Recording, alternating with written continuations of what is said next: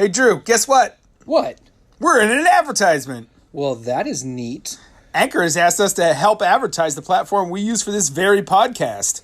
Using Anchor has made it really easy for us to distribute our podcast across almost every streaming service and has helped us grow to the point we're at now. Yeah, thanks, Anchor. You're the best. If you have any questions about using Anchor, please reach out to us. We'd love to share our personal experience with you and help you get started doing your own podcast. All right, let's start the show.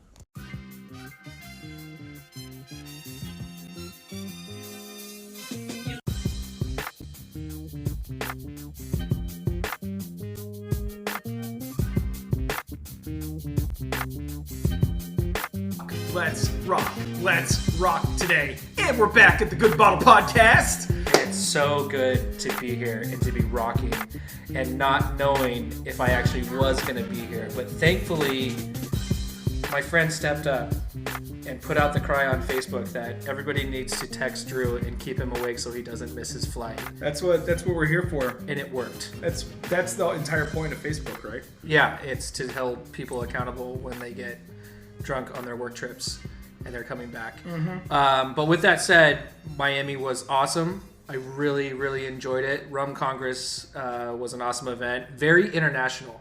So I did San Francisco's probably about 6 months ago, and that was great. A lot of rum enthusiasts, and it was super cool and fun to hang out with those people. But then with this one, much more of an international presence. You know, just met people from all over the world, primarily the UK. But it was really cool. If you guys have not been out to Miami, please go. I got a couple highlights out there that were just awesome. Jaguar Sun, awesome rum bar, really fun place to go. I got to shake my own daiquiri there. I had to explain to the bartender what a DTO was. And really? Then, yeah, which was surprising because this was a very rum-focused bar, right? Well, and DTO is a very East Coast thing. I'm unaware of its origins, but I'm going to believe you New York on City. This. Okay, so this guy didn't know what... Employees only. Sorry, there we go. Employees only in New York City. Well, okay, so it definitely, you would think, would have translated down to there. And you know...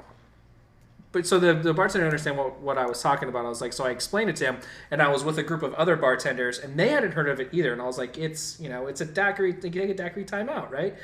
And so the guy proceeds to make us daiquiris, but he makes us full daiquiris. That's great. So for the people at home who don't know what a DTO is, it's basically just like it's a daiquiri, but you're doing a shot of it, and it's like you make like one or two, and you get everybody like huddled up. It's almost like a raw situation. When you're in the weeds with your other bartenders and stuff like that. So at one point, the guy's building, 5 daiquiris, right? There's 5 of us are going to take this.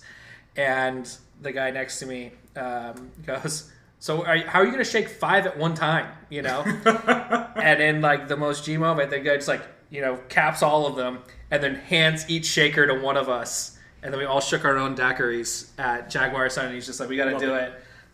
Before the boss gets back, so we did that, and that was really fun. Esotico is also really amazing. I think it might be one of my all-time favorite tiki bars now. That's a bold statement. It is a bold statement, and I'm very confident in it. They just had a really, really awesome drinks. The rum collection is unreal, and the food was good. The ambiance was great. I don't understand Miami geography at all, but it seemed like we were in a place that like nothing else was around, and so it really like was just holding down that area as like the spot to be at. And their playlist, unbelievable. I know I already talked to you about this. That's right. I'm already following their disco playlist. I'm very excited about that. It's so they did a really good job, and then of course Rum Congress itself was really fun. So many cool things there. I got to catch up with a lot of people that I know in the industry, and then also people that I've always wanted to meet in the industry. One of the highlights for me was talking to Maggie Campbell from Privateer Rum, right, which is a rum based out of Massachusetts, and she just has like just a lot of perspectives that I agree with. And so we had this really great talk when I first got there before things got like super crazy, because then from that point she kind of becomes like this mini celebrity for like the rest of the weekend, as more rum people show up. And there's a couple of those. Like there's your Richard Seals, there's your Beach Bum Berry. There's a couple people that fall into this category. I'm assuming Ian Burrell was there. He was. Yeah, I love Ian, man. He's such a good guy. I've traveled with him a handful of times. I doubt he'd even remember, but I've always had a great time. He's such a down to earth dude. And I think there wealth of knowledge. Yeah, and there was a lot of like hang out with Zan Kong as well. There was so many like cool people. What I really liked again about her was just the very like real approach to everything. And at one point we were talking about privateer coming out to California, right? And K&L actually does have a couple of barrels coming or already cool. here, so I'm definitely going to pick up some of those. But when we were talking about it, just in kind of like her general line, because somebody asked, well, can't you just get distribution out there? She was like, I definitely could, but when everything is said and done, her bottle price ends up becoming this thing that she's not comfortable with. And she's like, at this price of what it would probably have to be, like, I just don't feel like we're there yet for that. And I was just like, what a humble opinion to be talking about your stuff where you have this tremendous amount of respect in the industry that you're just kind of like, my stuff is good, but I don't like it at that price point, for like consumers and stuff. And I was just like, whoa, that's pretty neat. That's such a trip to hear. So, if you come across it, because I finally did get to try it myself, and it is fantastic. It really, really is fun. So we did that actually at Jaguar Sun, and it was really cool. And of course, you see each other over the next couple of days, going to like different events and just running into each other at different places. And then I will say that the event was a little long. It was 6 hours of doing a tasting. And it was just standard pours primarily? Yeah. And, and people were doing all kinds of crazy stuff, cocktails and, different things. But it was, just 6 straight hours of standing there pouring Sharonda for people, which was awesome. It was really well received. And, hopefully we see some pull through on that. But then I also got you some stuff while I was there. Oh, thanks, buddy. So we've already given you the fan menu from Sotico, which was really cool. And they just took their menu, laminated it, and a nice little cutout. It's like an old, Southern church style fan. It's great. Yeah, so you can preach the good word of rum. That's right. And then you have also started a pin and button collection here at the shop. So I got you some stuff from Pussers Rum. So check those out. So we got Painkiller, Pussers Rum, Pussers, and another Painkiller. How do we feel about Pussers now? Have we collectively forgotten as an industry that they sued Painkiller, the bar? I think most have. Okay. I'm very adamant that you have to use Pussers in your Painkiller. Like, it bothers me when I see people not using Pussers. Sure. Partly because of the lawsuit, where it's just kind of like, how do you not know this? In those positions of making decisions and stuff like that. But also just because, even if it's just mental at this point, which it primarily probably is that I was introduced to a Painkiller with this spirit. They take it very seriously that it's their cocktail. Like, it needs to be made with Pussers. And already, that those wheels are turning. So when I do have it without it in there, I'm like this sucks. It needs to have Pussers. And These are great pins though. The 2 pineapples on there. This is great, and I can't wait to put these up on the board. And really speaking of Painkillers and keeping it within that realm, the Real cocktail ingredients also has this really cool tiki bar pin. Yeah. So that was one I was trying to hold back on, so you couldn't see it. And this is great. Yeah. Wow, they did a great job with this. This one's not going up on the board. I'm going to hold on to this one. Thanks, Omi. So, but for everyone else who doesn't understand, post some pictures and make people jealous. Yeah, these you can come to Good Bottle and you can bring different pins, whether it's alcohol pins or maybe even Disney pins, and you can trade. Disney pins. That's a Vince shout out. Yeah, that's definitely. Well, Jason did that over at Locked Barrel. He was just like, I'm gonna have Disney pins too, and I'm like, okay, whatever you say. So check those out. And then like I said, got to meet a lot of really cool people. It was fun. It was good to have conversations with other people who are familiar with selling rum and realistic about it, and just kind of knowing that we definitely operate within this little bubble of enthusiasts.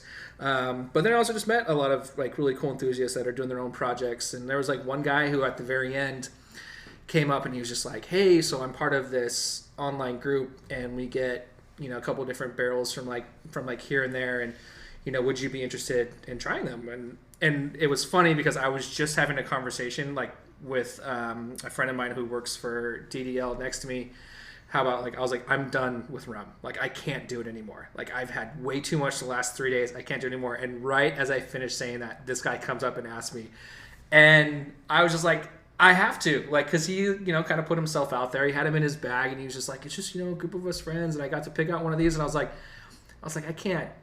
That's so fun. Like, yeah, it was really cool, and I can't, like, big league him right now, because first of all, I'm not, especially, like, amongst the people that were there, like, I didn't mean anything, right? But, so he... Did you tell him you had a podcast? Maybe that would make a difference. I don't... He'll know now. We're friends on Facebook. So... Sorry, I meant the other people. Oh, no, yeah, I should have made a sign. But T-shirt. Yeah. Say we're gonna make T-shirts. Just say next time. I need to be better about the branding stuff when I go to No. And we won't even brand the T-shirt that says about what podcast. Or just say like I'm on a podcast. I have a podcast. Oh well, actually I'm very okay with that. That's great. That would be really funny. What if we did like the logo on the inside of the shirt at the bottom, So like you have to small. flip it inside out. Yeah, That's to show great. people, or like the Adam Billy Madison like was like this is Frank's shirt. Where you have to flip it all the way up. That's lovely. Yeah, so we'll do that. So anyways, so he pulls out these bottles. And was nice enough to share them with me. So the first one was a 16-year-old rum from Fiji, which was really fun, super weird and all that fun stuff. I imagine I've had Fijian rum. Pretty grassy, right? Yeah. It's that English style, but it tends to lean a little bit French. Funky like Jamaican, but a little bit more grassy, right? I would give, that's it has like this weird, it's almost like distinctive, and like there's some really bad stuff that comes out of Fiji, but like this stuff is good. I've definitely had some stuff that tastes like it was aged in a plastic barrel. Yeah, and that unfortunately tends to be more so the case than not. So he had that, and it was good. I actually really enjoyed it. The second one he had was one from Worthy Park. If I remember correctly. Dope. And it was only a 2-year from them, or maybe it was Money Must. It was in Worthy Park and Money Must, but it was only 2 years, so you don't see that too often here. But it was great. It was so well done, and it had like that funkiness that you were expecting, but nothing like crazy. And then the last one he had, let me see if I took a picture of it. So it was from Mauritius. So, and he was like, I just want you to know, this is a very polarizing rum, right? So half of our tasting group loved it, the other half hated it. And I was like, I'm probably gonna love it because you're tapping into Drew's wheelhouse right now.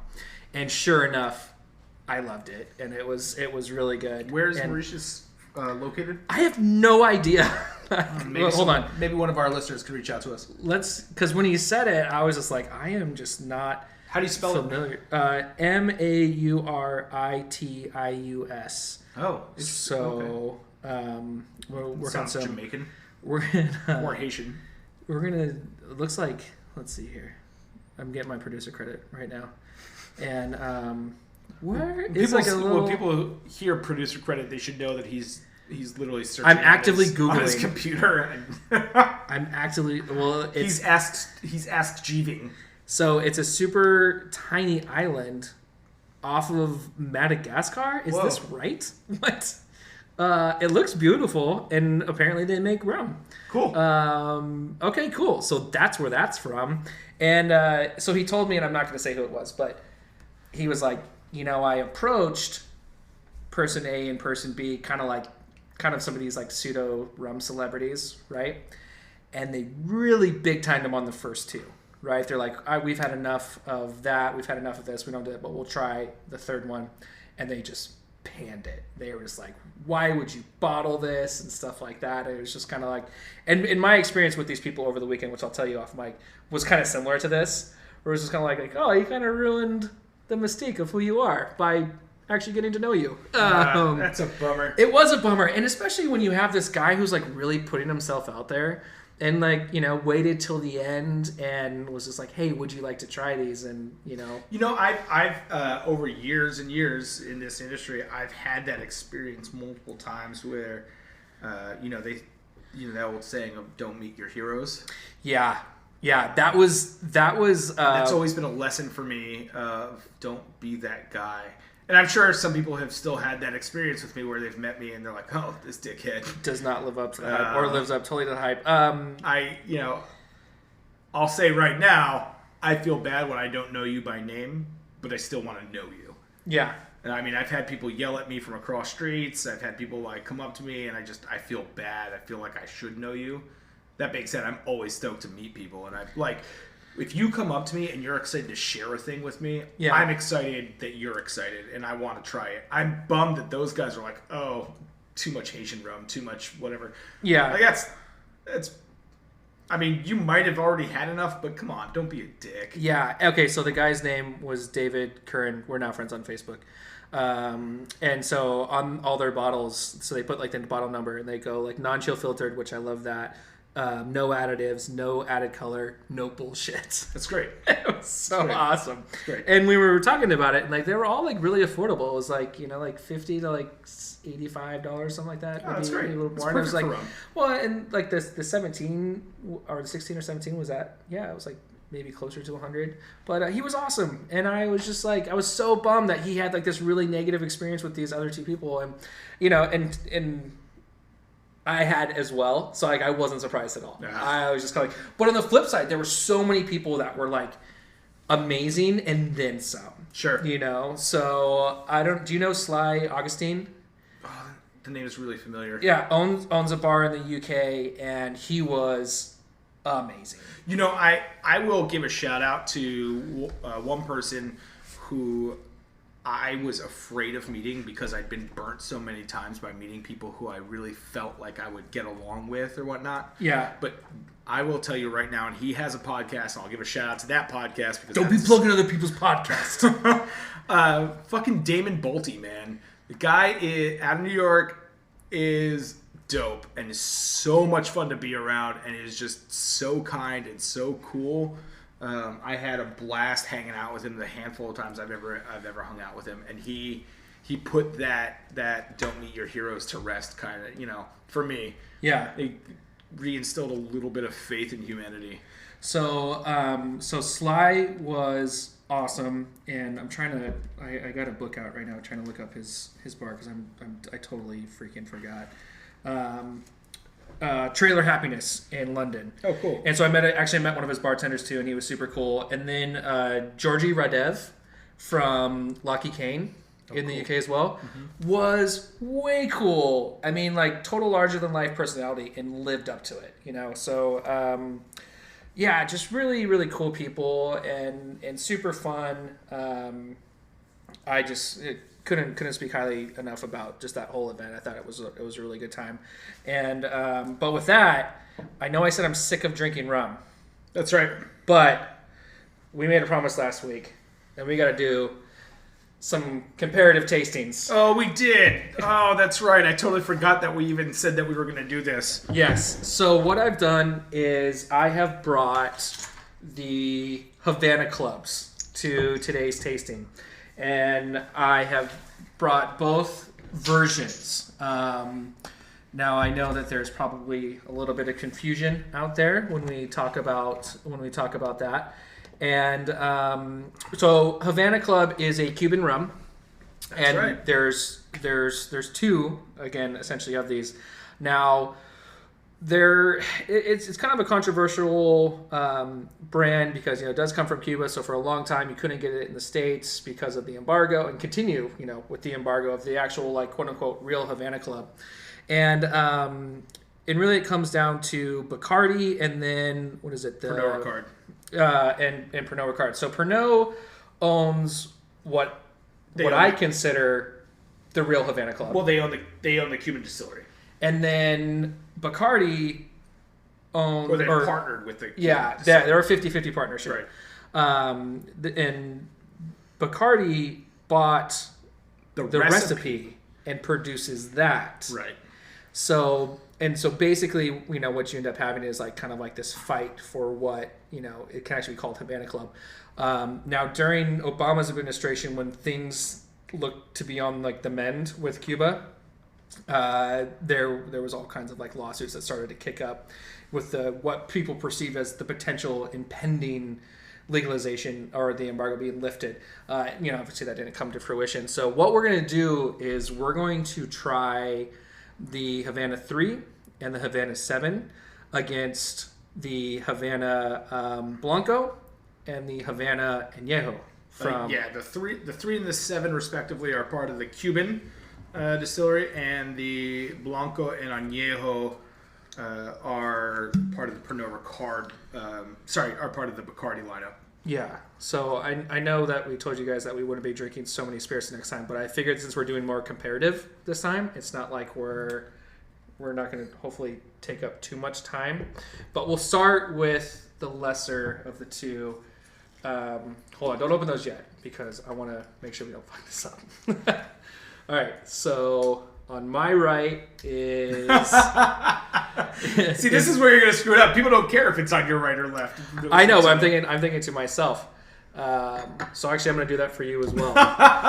So we can have like... All right, sorry, people at home. Yeah, so on the right is in your car. Is in the Bacardi, and then on your left is the Pernod variation. Cuban. The Cuban version. Mm-hmm.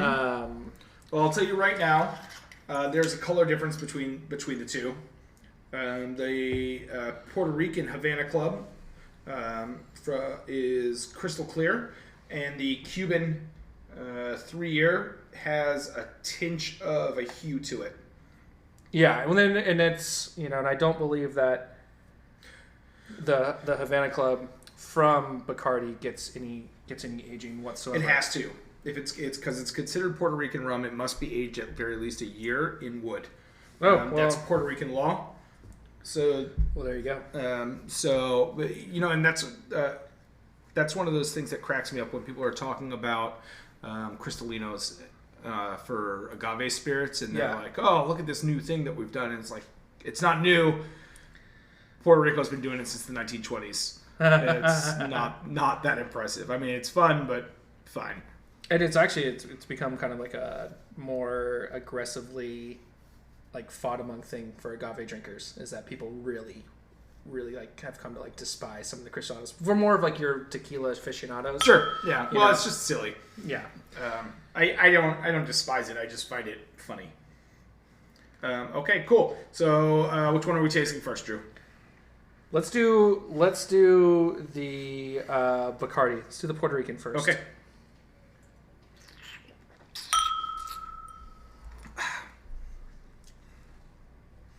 Dry, creamy, buttery. Yeah, very much so. It's very soft. Mm-hmm. It was soft on the nose as well. Not really a whole lot of aromatics coming off of it. No, but it's that classic Puerto Rican rum flavor, like profile, right? All right, Havana Club.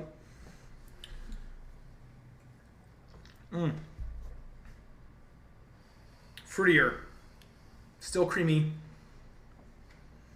A lot more body. My guess is if this is I don't know if the Havana Club from Bacardi is aged 3 years, just like the Cuban Havana Club. So that would be, because the Havana Club in the Cuban Havana Club tastes older to me. Yeah. Yeah, well, I'm trying to find a little bit of information on it, and it was just like, right off the bat, the Puerto Rican style is like the real Havana Club. That's the name of their website. Oh, sure. Right. The real Havana Club.com. Yeah. And it was kind of a shame because this like really is like such a fun brand. It was started in 1934. It was nationalized after the Cuban Revolution in 1959, and then Pernod Ricard came into the 50-50 deal with the government in 93. And then Bacardi started producing their own in 1994. So there's controversy, and this fighting goes back as soon as it could possibly happen. Since 1994, Cuban production and non-U.S. global marketing of Havana Club has continued under a joint partnership with Pernod. So it's like this is something that you can get everywhere else. And what I always tell people is like if they're ever going to Mexico or anything to get me a bottle in duty free. Yeah. Or any foreign. It's Sure. like always Any and it's- foreign country. Yeah, it's just like I will. I want that as much as I can possibly get. I actually prefer, in terms of the lightly aged stuff from Cuba. I actually prefer Santerra. I don't know if you've ever had Santerra. have. I love that stuff. Yeah, that stuff's great. It's so good. So I actually try to have people find that, but that one you can't find in duty free. So I heard a dirty little rumor, and it is a dirty little rumor. So let's not claim it to be fact in any way until we get someone who has firsthand knowledge of it. But I've heard it rumored that Bacardi is one of the largest proponents to keeping the embargo going. I mean, that would make sense, wouldn't it? For them to keep this They- version out of the United Yeah, States. they have a lot of money. It's even though it's a family-owned company. I mean, Bacardi's a behemoth, Yeah. so they have money to be able to spend on lobbying for that. Right. Yeah. So Which would be a shame. at very least, it holds up, right? If we stick with common sense ruling the day, it holds up to the common sense law. That seems to make sense, especially since Bacardi was, directly impacted as a family by the Cuban Revolution. I could see them not really liking the communist country being welcomed with open arms into America. So Yeah, and so it just, and of course, like we've seen the marketing and stuff like that. You don't even have to be a rum drinker to know that happened to Bacardi because they mention it every That's single right. time you see a commercial. yeah. It is important though to note because some people don't know Puerto Rico is part of America. It's not another country. I mean, some people want it to be. They want it to be. There are Puerto Ricans who want to be fully, either one way or another, right? Let them have their own independence and be their own country, or be welcomed in to U.S. as a state. Yeah. So okay. So now, with all that said, for the whites, or the lightly aged, if you will, what did you prefer? For the lightly aged, my preference was with the Cuban 3-year. I'm with you on that, and it's hard, right? Because It's got a little bit more character to it, a little bit more well-rounded. And who knows? This is rum. I don't know if there are additives in there, whatnot. I'm sure, proponents of one would say yes to the other, right? Yeah. There's going to be a lot of hate speech going on between these two brands. Yeah, and they're very similarly priced as well, so they're not very expensive rums. No. So it's you kind of give it to you what you're gonna get. Now, so we moved on to the age experience one. So with the aged ones, These are nosing very similarly. so looking at I'll say that the so this is probably aged 3 years. It says 1 to 3. the Cuban 7-year looks darker, but as we both know, that doesn't mean very much because of coloring and what have you. Right. So what's the proof difference on these? We got 40 and 40. I'm assuming. Yep. Yeah. Okay.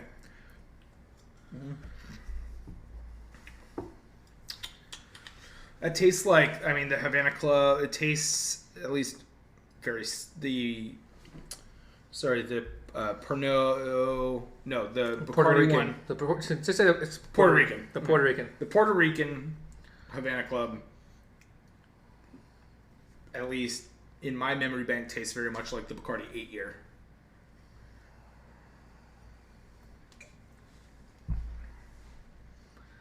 That Havana Club 7 tastes the Cuban fruitier.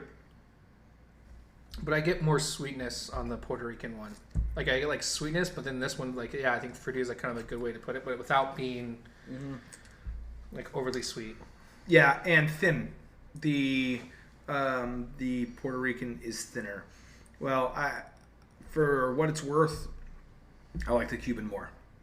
Yeah, which I think we kind of felt was going to be the case. And again, you're comparing something. Maybe it would be more appropriate to compare the 3 to the like a 3 of the Cuban to the Sure, but Bacardi has lined this up as being the equivalent, right, to the 3 and the 7. I mean, right. It's not like we pulled those out of our asses, just two random ones. Like, right. This is what they're saying are equivalent. Right. That's true. So so there you have it. Controversy over. I'm pretty sure everyone's going to fall into this same mindset. Yeah, I mean it's not. I mean the Puerto Rican's not bad rum by any stretch. Bacardi makes good rum. Right. They just do. There's a reason why it's as big as it is. Right. It's good. Yeah, I totally agree with you there. I mean, I've heard Havana Club tends to be really inconsistent, which I don't really have any personal experience with. I haven't consumed enough of it to say one way or another. Right. I mean, I definitely have like I said, I try to backstock as many as I possibly can with like people and their trips and my personal trips. I'm like if I take any international like so far, like I'm buying this on like no matter what, doesn't matter how many bottles I have, because I can always gift this to somebody or anything like that. It's definitely one of those appreciated things because you can't get it in the U.S. Yeah, you can't get it. So it's so there's that. So go out and if you can. Try yourself some Havana Club or like flag one of us down. I'm always willing to share the Cuban version because it is a lot of fun and it's it's just a really great value. Yeah, I've got the 7-year at home too. So if anybody feels like drinking with me, no, down. No, we do enough of that here. That's fair. Yeah. So that holds up. Well, now we're going to get into our headlines part of the show. And we're going to start off with Southern just recently announced that they're going to be expanding their relationship with Beam Suntory. And basically they're going to be increasing the distribution of Suntory's products up to like 43 different markets. So they were at, I think it was like 34. And now so they've expanded into more states. So, and it's not necessarily that we want to talk about this specific thing. To me, in most cases, it makes sense to have as much of your product with one distribution house because it just makes life just a little bit easier, knowing that you're like, okay, we deal with Southern in this state, we deal with Southern in this state, we deal with Southern in this state. Now that's not always the case. I don't always agree with it. I think if you get into like with some suppliers, it makes sense to break up your portfolio. So, for example, like if you have a distributor who's in particular very good at selling certain items and you have one of those in your book, like I understand like working with different people and stuff like that. In this case, because Beam is such a huge just behemoth of a supplier, it makes sense for them to go to Southern Glazer, which is the biggest distributor in the United States, hands down. And so what this is all kind of leading into is talking about distribution in the United States and really the 3-tier system. Right. So the 3-tier system was created after the end of Prohibition, and I guess the intention of it was to kind of eliminate organized crime to a certain degree. Right? No, really what it came down to was pre-Prohibition, large brands were buying entire bars. So I would, what we would see historically is a bar owner or prospective bar owner would go to, Schlitz. And they say, hey, Schlitz, I want to open a bar, pay for it for me, and I will only sell Schlitz. Right. So it was removing any sense of competition in a bar. So only the big boys could play. In fact, we still see that with Coca-Cola or Pepsi when it comes to soda guns. Yeah. It's, hey, come in, install this soda gun for me, and I will only use your brands. Right. Now, it's a little bit different because technologically speaking, there aren't really small brands that put sodas in a bag in a box. Right. So you're really only dealing with Pepsi or Coke. And that's also different because it's not booze, but I digress. So in theory that worked, right? In theory it increased competition in our given markets. So just to bring it back a little bit, because we're getting a little bit ahead of ourselves. is the 3-tier system is your producer, your distributor, and then your retailer. Yeah, so the maker, the distributor, the seller, and the seller. Yeah, well, I mean, like, you know, that's what was put into place in order to increase this competition and stuff like that. And from that point, it was then put onto the states, to where it's like, hey, now you're going to control this. This is kind of the system that we want to see, but now the states are in control of that. And actually, just through looking this up, there is only one state in the United States that doesn't require a 3-tier distribution. No shit. Do you know what state that is? No, I had no idea. I thought it was a federal law. No, so they leave it up to the states in order to make these decisions. Now, what I think is interesting is that it still very much so is a thing in this state, even though nobody's required to abide by it. And so that means that your suppliers, you know, your producers can go in and negotiate volume discounts, warehouse, wherever they want, all this different stuff. And it is the great state of Washington, which I've heard really is a horrible place to get spirits. Yeah, So. yeah, I have to. Well, you know, that's really interesting because I know that years ago there was a big controversy with them being a control state. Control state being that the state was who controlled. The state took the distribution responsibility on. Right. And which can be really frustrating for Texas is a control state. Yeah, for consumers. Pennsylvania's a control state. Because you're not you're not able to run your business exactly how you want to run it. You know, if you're a liquor store, if you're a bar, like you can only get stuff through state-ran stores. Now, most of the time, you can request that these stores get this stuff, but you know, with anything that comes to the government, it's going to take a little bit longer. And sometimes they just don't get stuff, you know, per different allocations, different like really like small craft things and things of that nature, which can make control states very frustrating for people to deal with and to, you know, to do business in. But, you know, and now kind of coming back to what your original point was and what the invention of the 3-tier system was designed to do and to increase competition and kind of get rid of some of these, you know, unfair advantages that people are able to put into play. It has, to a certain degree. In theory. But there's still very much so that goes on. And there's this gray area that happens within the alcohol industry where you do have money being funneled into spots and stuff like that. I know I run into it constantly. Yep. Where it's like, hey, we really like your product, but so-and-so does this. And card swipes. Card swipes. Slushy machines. You know. Yeah, and, you know, I will go on record saying I don't have a good answer for this. Right. I believe that marketing dollars are necessary, and marketing dollars, you know, and that's often how brands will go around. That's definitely what it is. It's the workaround is by hiring a marketing company to go and promote your product, and you just dump an ungodly amount of money onto them, and it's like, use this how you see fit. Sure. Because it's not the brand that's paying for it, it's the marketing company. Right. So there's how you circumvent this law, is that like, oh, we're not the one that bought this. We're not the one that swiped our credit card like the marketing company did. We can't tell the marketing company how to run their business. Like, we just pay them to do our marketing, and that's what ends up happening. And I certainly don't blame people or have the answer either, because, you know, if someone was to come to me like, we're going to give you X amount of dollars to do this, like, okay, like, I don't have to do anything else.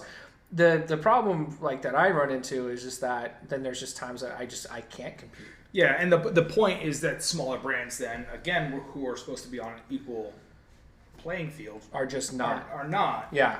My favorite thing is the commentary between, like, you know, at least in California, between the bigger distributors who say the other distributor does it, we don't. And they both say the same thing about each other. I love that. It's so funny. It's like, well, we would do this, but they, you know, so-and-so went and, you know, bought that and only do with those things. It's just kind of like, they say the exact same thing about you, you know, that you guys go in and you buy programs and you do that. So I mean, it can definitely be discouraging, but I think that's where your relationships come into play. Having good product, having product knowledge. Product. I think what it comes down to really that the only answer is consumer and on premise versus on premise being defined as the point of sale. So the point of sale knowledge. Me as a salesperson having that knowledge and knowing the difference and being active and eager to give my customers something different. Yeah. Versus just saying whatever, gin is gin, rum is rum. Here, just take a gold rum. Which honestly, this is really smooth. Which a lot of I do know reps that are like that they don't understand why a bar needs more than like 8 spirits. That is, I've like literally heard them say this. Yeah. And it it's a bummer and it's a disservice to everybody else, and but I also think that that's also what makes me good at what I do and why I stand out amongst reps is because I actually know something about what I'm selling, and it's not just some focused item that we're able to turn and burn a bunch of stuff. Yeah. So let's back up. Let's talk about the issues with 3-tier where that sort of falls short. I mean, we've touched on it with marketing dollars, right? So the larger brands will pay marketing companies in order to get a stronger foothold within the market. So yeah, that creates that dichotomy between smaller craft brands and larger macro production brands that can afford to do that sort of thing. Right. Also, brands can incentivize distributors. Right. So within Southern, the distributors then go on focus. Right. So Bacardi says, "Hey, this month, only because it's sitting right in front of me, we're pushing Havana Club. Yeah. And we want to see cases move. Right. If you, as a distributor, as a salesperson for the distribution company, can hit this amount of accounts, you hit your KPIs, your key point indicators." Or key performance indicators. Yeah. If you can hit your KPIs, we will fly you to Puerto Rico. Right. We will give you $1,000. Yes. That's a bonus. Right.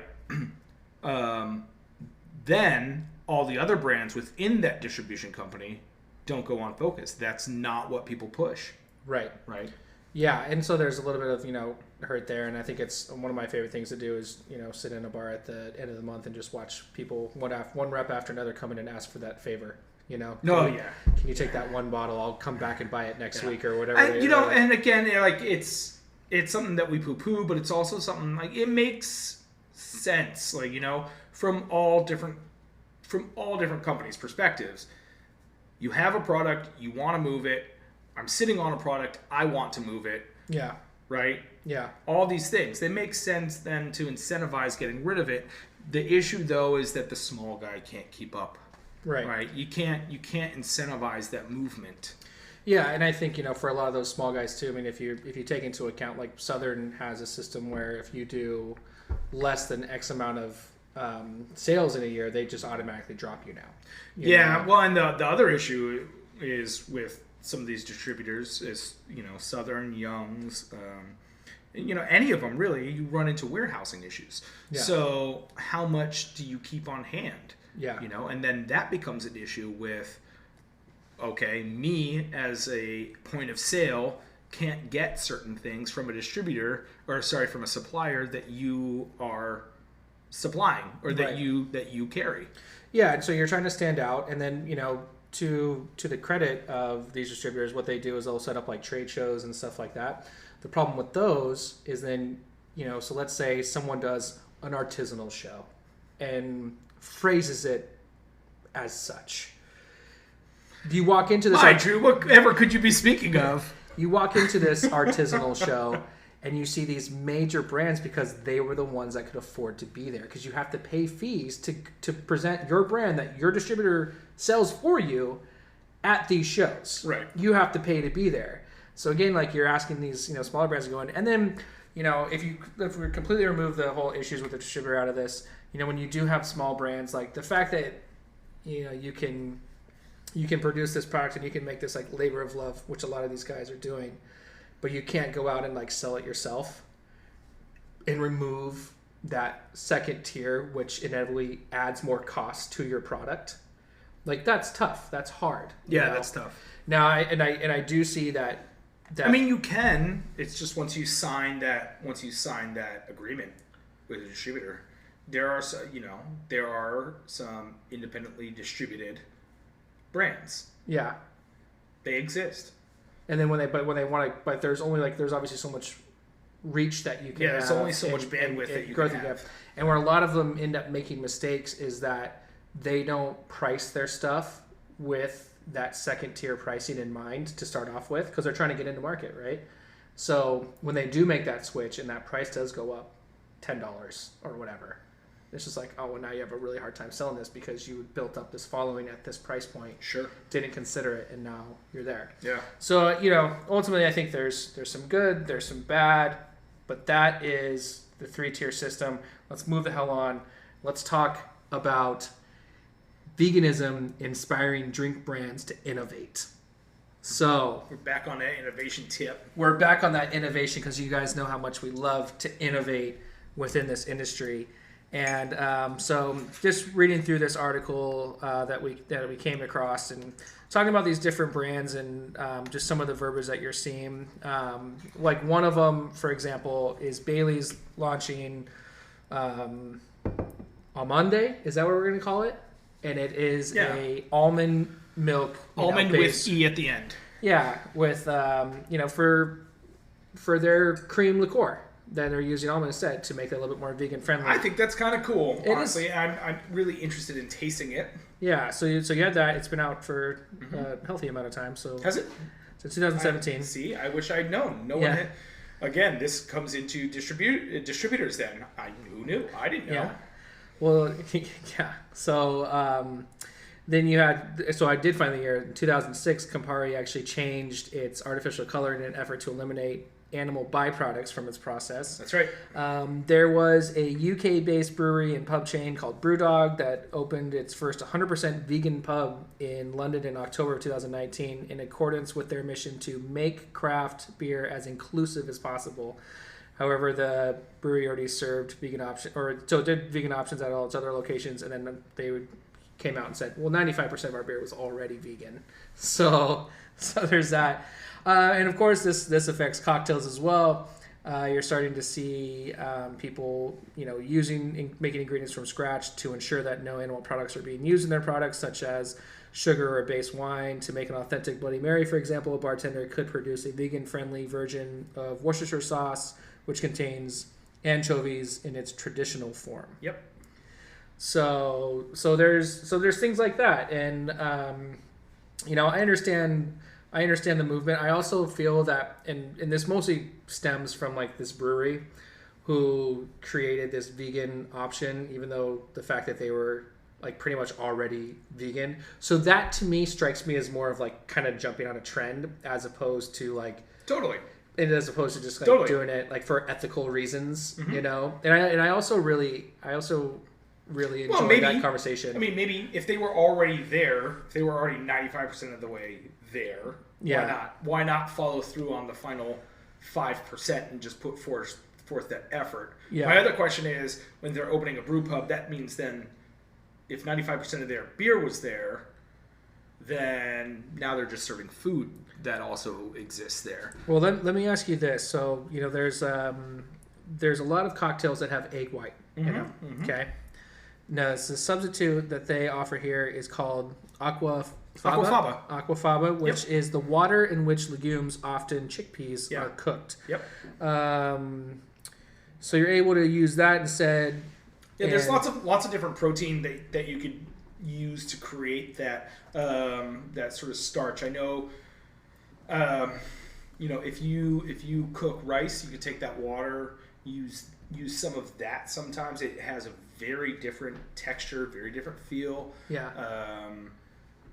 All of those things are ways that you could play with this.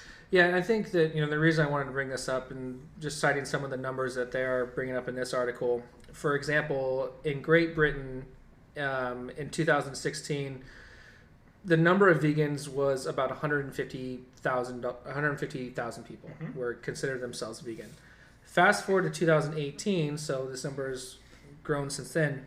That number is now up to 600,000 people identify as vegan. So if you're in a bar, you're working at a bar, you're working in a liquor store, you're getting those questions, like, what do you have that's vegan, or is it vegan, and stuff like that. And I think it, and it creates really interesting conversations with, within spirits production, like mezcal, for example, with pechugas. So pechugas traditionally made with hanging meat over the distillate. Well, now you have the quote-unquote vegan pechugas, which are using like fruits and different botanicals and stuff like that. Well, I think that also the difference is that it's getting labeled that way now versus some of it was already happening just that way. Right, and maybe it's more so like in the descriptors, right? Because it's like using fruits and different botanicals in mezcal is not something that has come through this vegan movement. That's something that's always been. But now, I mean, it's even starting to extend to a certain degree where it's like, oh, you use a tahona? Does a horse and or donkey pull that tahona? Yes, you're not vegan now. And it's just kind of, and that's how. Well, that's like calling honey, whether or not honey is vegan or not, and I don't know. I'm not vegan, very much so. I ate bacon last night. I fucking love it. But I respect the hell out of people who are vegan, either A, for health reasons, or B, for ethical reasons within reason. Yeah, and I'll say for myself, like I've made more of an effort to eat more vegetables and more vegetable-based meals, and are a lot more open to it because of health reasons. Where sort of the more militant vegan movement loses me is when you bring up cultural or human ethical issues with certain things that vegans will eat, like quinoa. I don't eat quinoa. Why is that? Because the American consumption of quinoa has risen so greatly that civilization in Peru that's subsisted off of this superfood for hundreds of years can't afford to do it. And now they're struggling with their dietary issues because they're growing it and they have to sell it and they can't eat it. So we're tapping out this resource because it's of like this movement. And that's trendy. That's like one thing that I guess for myself on more of a personal level, what some of the issues I've had with that vegan movement and stuff like that is that to a certain degree, I feel like it's this diet that almost comes like because you have the privilege of eating whatever the hell you want and it's available. I actually had a very interesting Uber ride while I was in Miami with this guy who was from Venezuela and has been in the United States for 3 years. And I was just talking to him, and I love talking to Uber drivers about like the places they like to eat, right? And finding out, because that's my real vice when I vacation. Like I want to eat as many cool places as I possibly can. And I'm talking to him about it, and he goes, and if you want something that's kind of nice but is vegan, there's this place called Plant. It's really, really cool. So, and it was funny a little bit later in the conversation. He's like, I don't know if you can tell, but I'm vegan. So I was just like, cool. Heck, that. Or he actually, we got a little bit more into it, and he was pescatarian. But I did ask him, I was like, well, when you were because we were talking about the Venezuelan diet, he goes, it's a lot of meats. You eat a lot of meat in Venezuela. And I was like, so were you a vegan then? And he was like, no. I was like, oh, so it was you coming to America, having all these like. Well, but I don't see the problem with that. I mean, I'm just saying, if you are blessed enough to live a slightly healthier life, and that's the way that you choose to do it, right? By all means, take advantage of it. And I'm not going to poo-poo the way that you decide to do that. And I'm with you on that. Often people are held to this standard by vegans. They're just kind of like, you're a piece of shit and stuff like that. It's like, well, sometimes that's all you have available to eat to you. Yeah. And you're in this position where you can be choosy, where you can kind of be like, you know what? I'm not going to have that burger because I have this availability to me, instead of being like, well, I'm starving, so I'll literally take like. Yeah, I would say that's more of like the PETA route of militant veganism. Well, and I see it. Versus I see it every day. The commonplace vegan. Yeah. And I get thrown into that as well because I'm gluten free. Right. You know, and it's super frustrating to eat with. people often say that I'm, spoiled and whatnot. Like, oh, it's not my fault. It's my gut's fault. Yeah. I can eat it, and I do eat it when I travel. Yeah. Which says more about how we grow and consume that here in this country. Right. And I don't know what that means, but it's a little terrifying to me. Right. So, yeah. Dietary needs or restrictions do have national borders. Yeah, and so we also need to kind of refocus this on, if you are running a bar, like there's, these are things that if you want, you can have those options. It's, just do a little bit of research because you just having that available to people is nice. It's another tool in the tool belt. Yeah, and I don't think that you should shit on it. I don't think that it deserves to be made fun of, except for the absurd, ends of it. And that's oftentimes in our industry, we take anything new and we shit on it. We go, this is ridiculous. But really, I'm all about inclusivity, allowing people to feel like they have a place in the social milieu. I think is great, and that stems from non-alcoholic cocktails to gluten-free cocktails to vegan cocktails to bacon in a Bloody Mary or bacon washed fucking bourbon. You know what? We're all on this earth together. Let's just hang out and have a good time. There are people that do deserve to get made fun of, though, and we will actively do it when they rear their silly little gopher heads out of the dirt. All right, so be vegan. Just don't be annoying. Yeah, just don't be a dickhead. Yeah, and that just goes to everything, not just vegans. And then our last thing is not necessarily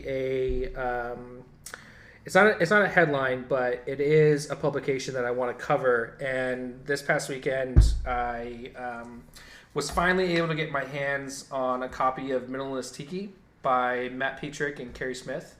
Matt Petrick is the writer who does the Cocktail Wonk page. Yeah. And is, for me, an absolute go-to source. A guy who has always been extremely gracious to me as well. So one of the good guys that I got to meet. And I actually met Matt for the first time back in San Francisco. And I told him, I was like, hey, I really want to buy a book from you today. So let's just make sure that happens at some point. And like these events they just got crazy. And then I wasn't able to do that. So this time around, I saw him at the beginning of the event. And I just straight left my table and was like, I'm buying a book right now. Do you take Venmo? What is the case? He's like, no, I have a Square on my phone. He pulled it out right there, and we did it. And he actually has this really cool thing where he set up a competition, and I can't remember what the prize is, but throughout this book, he's got bartenders that contributed cocktails and bars and stuff like that. And so I was sitting there, and I just put the book on the table, and Marie King came up to me, and she was just like, hey, do you want me to sign my page? And I was like, hell yeah, I want you to sign your page. And then she reminded me of the competition. And so then for the rest of that time, there was a lot of people representing different parts of the world and who were in this book that went and signed it for me, which was really... What is that competition? Which is really cool. I don't remember what the stakes are, but basically you have to go and get this thing signed by all the contributing bartenders. And I don't even know if the bar, because there's a bartender section and then there's just an overall bar section that is also promoting it.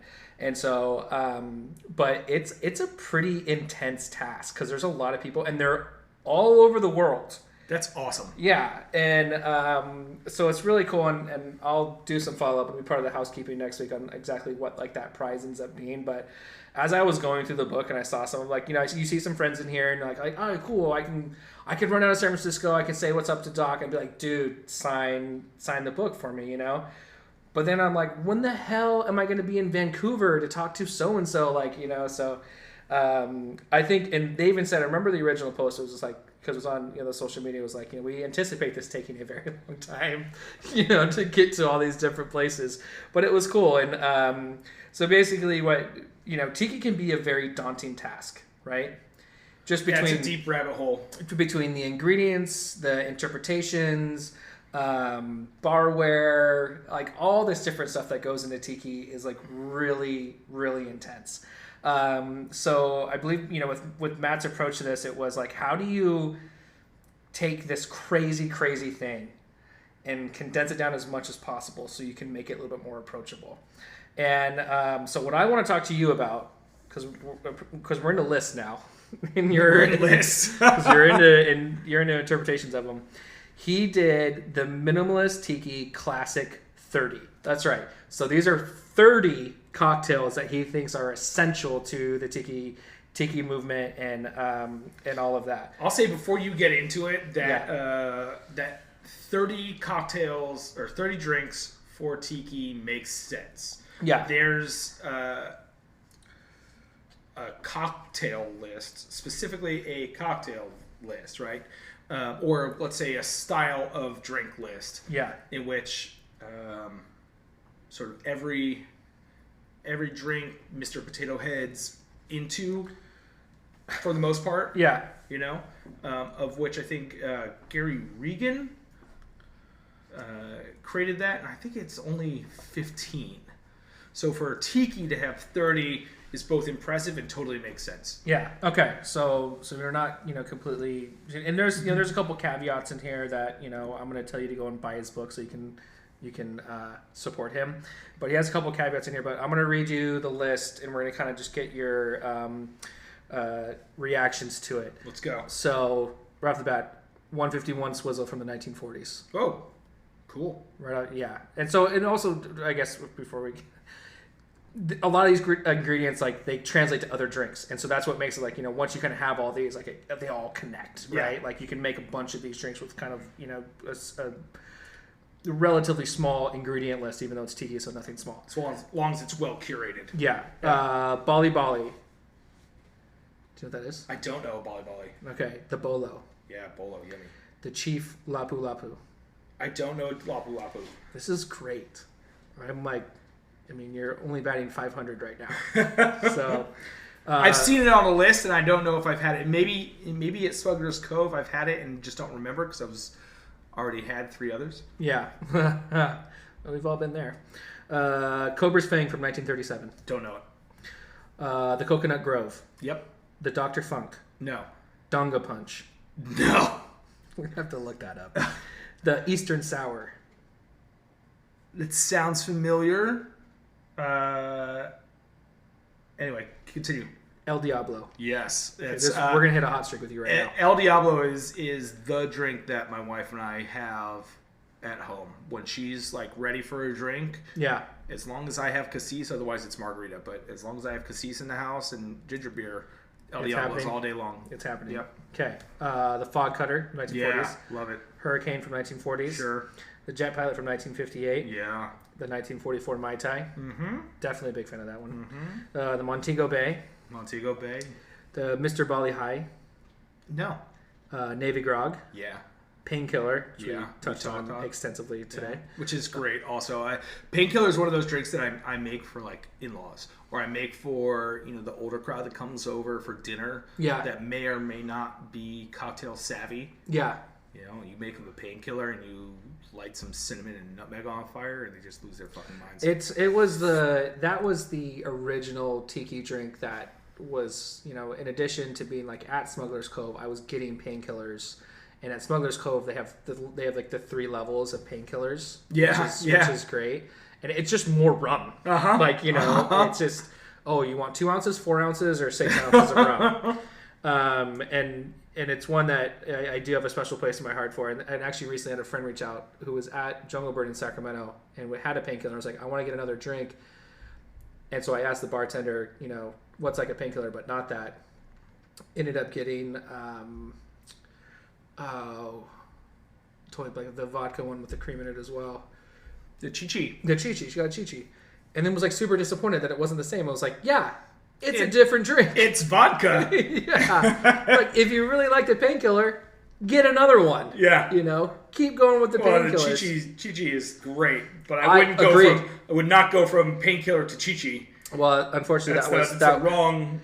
That was the that's path like going that they from were Napa Cab to Alsatian Pinot Gris or something like that. It is the wrong direction to move. Yeah, so they were pretty disappointed, but I was like, just stay in your lane if that's what you want. Planter's Punch from 1937. Yeah, dog. The Polynesian Paralysis. Don't know it. The Port Light. Don't know it. The Royal Hawaiian Mai Tai from 1953. I believe that's where most of like what we call like the modern day Mai Tai. modern day Mai Tai. The That's where it stems pineapple, from. orange Yep. juice, grenadine. Right. That's like where that kind of comes from. Yeah, that is. I remember having a conversation with somebody about the Mai Tai, about how it is the most bastardized drink in cocktail history. I think rum enthusiasts like to say that. Okay, I'm saying it right now. What do you Yeah. think is worse? What drink has been changed the most and has so many different iterations of it across the board? An old fashioned. Yeah, but I mean, to me, like that, I see like two. You got either an old fashioned that's made properly or one that's made with soda water. Yeah. Well, and even if you have soda water, like how much soda water? I mean, we're talking. But what I'm saying saying is, that like, girl on YouTube who put like Sprite in hers and right, like it's. I still don't think that was real. That wasn't real. It's, but you know what I mean, like, Yeah. Either you have a 1944 Mai Tai or you've got one with juice in it. Like, it's not that crazy. I don't agree with you there, because I think Mai Tai I mean, what else? is a name. Like, I will start going through some of my photos and I will show you pictures of what people call the Mai Tai, and it'll blow your fucking mind. I think you're right. I think you're right. There's two. There's the 44 and there's the Hawaiian. Those are the two prominent ones.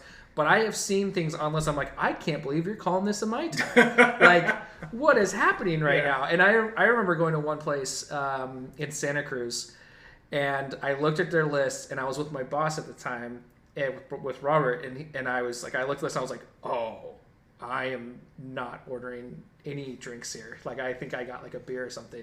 And he ordered a drink, and it was awful. And he was just like, how do you know? Like, I was like, I told you not to order drinks here. And he's just like, well, have you been here before? I was like, no. He said, well, how'd you know? I was like, I looked at what they put in their Mai Tai, and I was like, you shouldn't order any drink here. And if that's what you think goes in a Mai Tai. I mean, was it like muddled mint or some shit? Like, what? We'll look it up, and because I'm sure it's available somewhere online. Okay. And right. it was horrible. Okay, so Rum Barrel, Saturn. It's one of my favorite drinks. I love Saturns. The Scorpion. Yeah, The Shrunken Skull. Shrunken Skull, too. Suffering Bastard, another one of my favorites. Test Pilot. Yeah. 3 Dots and a Dash. Yep, I absolutely agree. And then rounding it out, the Zombie. Yeah. How's the Zombie the last one? That's Well, I think it's maybe just it's, alphabetical. That's 100% what it was. That's so funny. Yeah, that is 100%. Oh, there you go. It took us a while to get there. It was just that. So those are the things that he considers. I'm surprised that there's no like. Well, I guess it depends on how you define tiki, right? Like there's a section on that, which I think is great. There are some, we'll say, tropical drinks, I guess, or like, I guess if it comes from the Caribbean, it's not. And that part is covered in the book. You got to pick it up. Yeah, all right. And then from here, he gets into the rum section. Okay. And again, remember, we're operating underneath the 30 cocktail. So 30 rums. Well, no. This is awesome. So then he does like aged Jamaican rum, where he's going to talk about that, right? 14 out of the 30 drinks has that. Oh, dope. Lightly aged filtered rum, 11 out of the 30 have that. Cool. And then it goes on and on. Aged Demerara, 5 out of 30. Overproof Demerara, 4 out of 30. Unaged Jamaican proof. Oh, so he just breaks it down so that way like if you buy at least these first like 4 sections, you're going to cover most of your. Yeah, so like gin is going to be in 4 out of the 30. So you're like, well, I'm not going to do any gin. Well, we got to do Saturn. But it's like, but there you go. You got to do Saturn. So it kind of gives you that. Then it gets into your liqueurs and your bitters. So like the Falernum, surprisingly, only 9. That's not that surprising. You would think more. Okay, well, Falernum's a Caribbean concoction, and if a lot of Caribbean drinks don't fall into what's considered tiki, that makes sense. There you go. Orgeat, 7 out of 30. Totally. Okay, Orgeat, probably one of my favorite, most mispronounced, like liqueur spirit-based things ever. Well, first of all, if you're saying Orgeat, that also it's French, right? So Orgeat. Orgeat. Oh, so the hard T is not there. Hard T, but for American, the T's on there. Yeah. But there are people who say Orgeat. Orgeat is my favorite one. Yeah. And like when I hear people that I respect say that, I'm like, where did you miss that lesson? My favorite experience was sitting with here in Sacramento, Jen Koyo. She was giving a lecture on her syrups. and there was someone in the crowd who was doubling down on mispronouncing it, and Jen was trying to be very kind with pronouncing it properly. Yeah. And they were just going back and forth with their pronunciations, but just having a conversation, and it was lovely. I mean, you just want to smack your head or smack the other person's head and be like, look, this person makes this. You need to shut up and just pronounce it at least the way that they pronounce it. Yeah, take the L and move on with your life. Yeah, and just stop doubling down. It was pretty entertaining. That is so funny. Yep. So that is the Minimalist Tiki. And That's very great. And I mean, obviously, I've told you almost nothing about it, but enough to hopefully get people interested in it. I will tell you, it's a beautiful hardcover book that you got in front of you. Yeah, I want it. The aesthetics are beautiful. It's right here on the back. It's a $35 purchase here. SRP. So, yeah, check it out. I don't know if you could sell them here. Maybe that's a conversation we can reach out to Matt and see if he. I would love that if he'd be down. I would definitely carry him. Yeah, so I'm definitely trying to pick up the book collection that I have here. We sell books pretty well, which again, reinvigorates my faith in humanity when people buy books. That's awesome. Pretty great.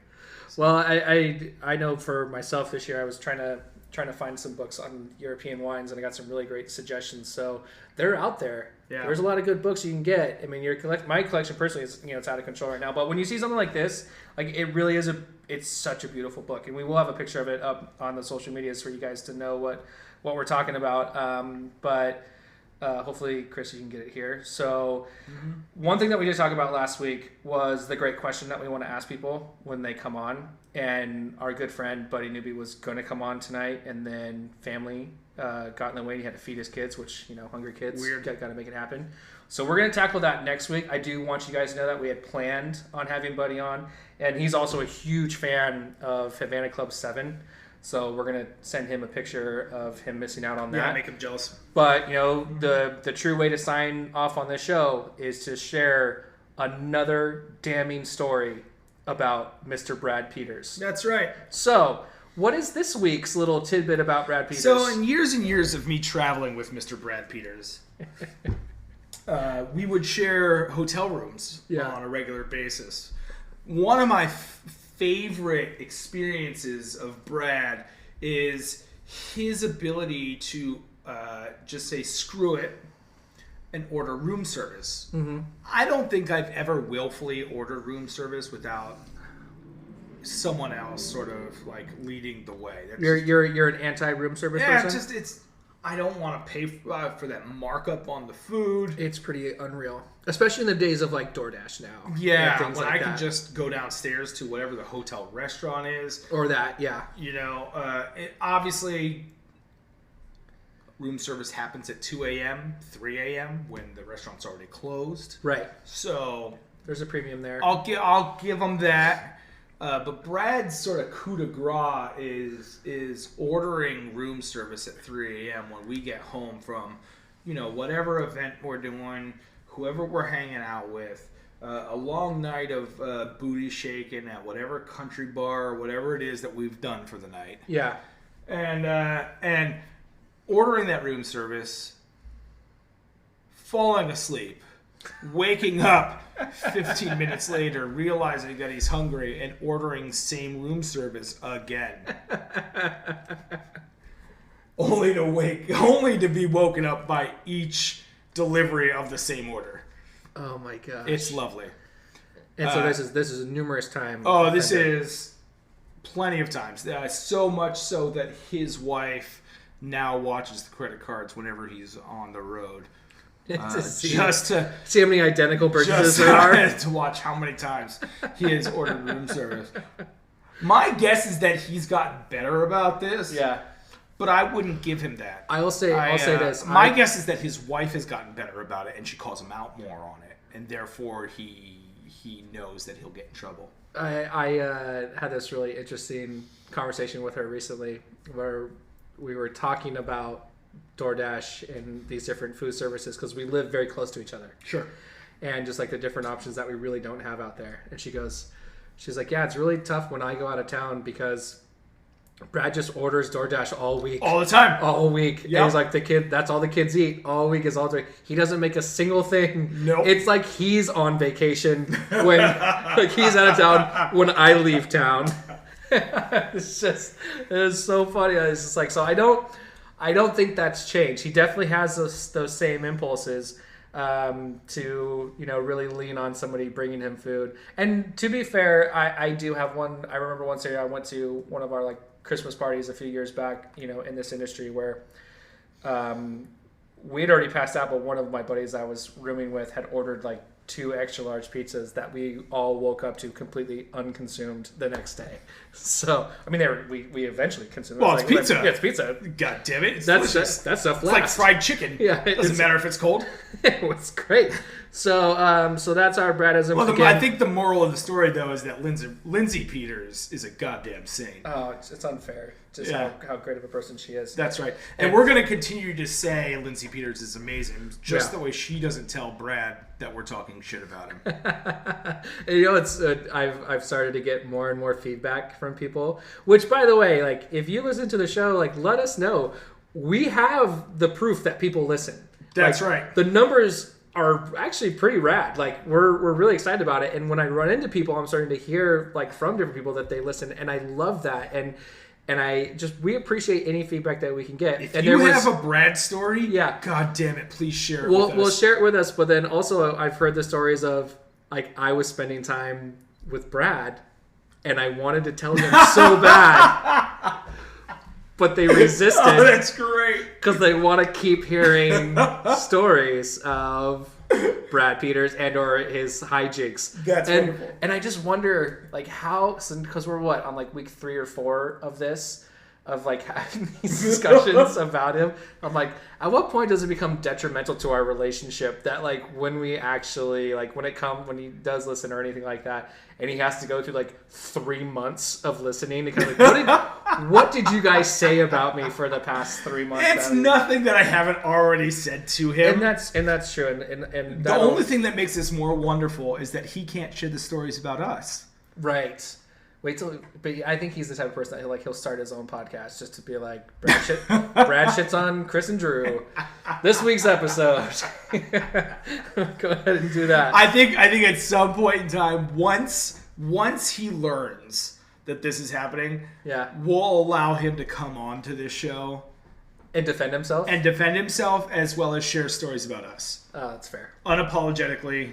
God, just let him rip. And he's gonna have more stuff on you, but I'm sure without a doubt, he might have a couple tidbits, or he'll tap into the. Well, also I'm low hanging fruit.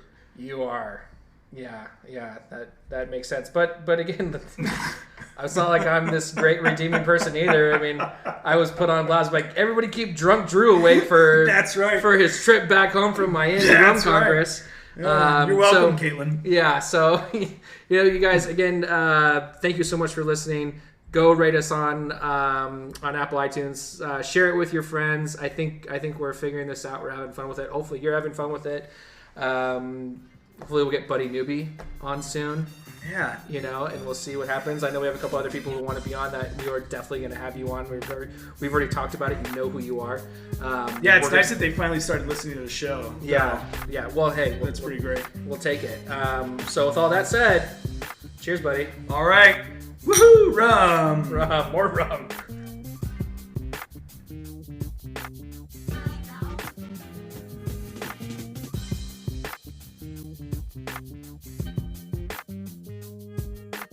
The Good Bottle Podcast was recorded at the Good Bottle Shop in Sacramento, California. Music is by Leon Moore and Chase Moore. Follow us on Facebook and Instagram at The Good Bottle Podcast.